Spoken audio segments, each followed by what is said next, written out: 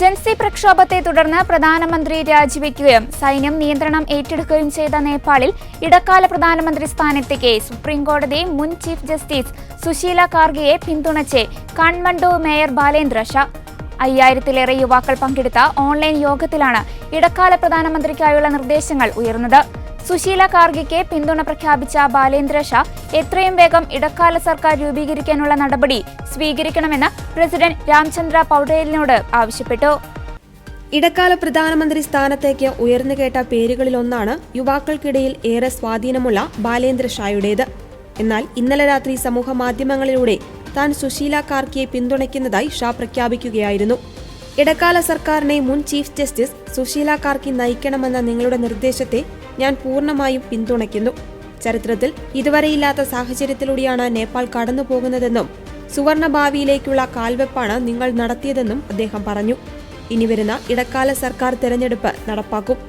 രാജ്യത്തിന് പുതിയ ജനവിധി സമ്മാനിക്കുകയെന്നതാണ് ഇടക്കാല സർക്കാരിന്റെ ചുമതലയെന്ന് ബാലേന്ദ്ര ഷാ സാമൂഹ്യ മാധ്യമങ്ങളിലൂടെ ആവശ്യപ്പെട്ടു.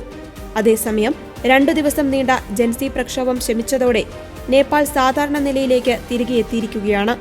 എന്നാൽ രാജ്യവ്യാപക കർഫ്യൂ തുടരുകയാണ്.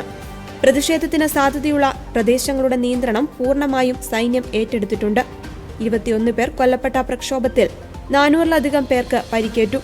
പ്രക്ഷോഭകാരികൾ തകർത്ത പാർലമെന്റ്, പ്രസിഡന്റിന്റെ ഓഫീസ്, പ്രധാനമന്ത്രിയുടെ വസതി, സുപ്രീംകോടതി എന്നിവിടങ്ങളിൽ സുരക്ഷ വർദ്ധിപ്പിച്ചു.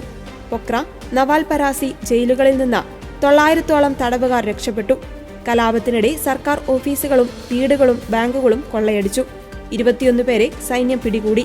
സമാധാന ചർച്ചകളോട് സഹകരിക്കുവാൻ പ്രസിഡന്റ് രാംചന്ദ്ര പൗഡേലും സൈനിക മേധാവി അശോക് രാജ് സിംഗും സമരക്കാരോട് ആവശ്യപ്പെട്ടു.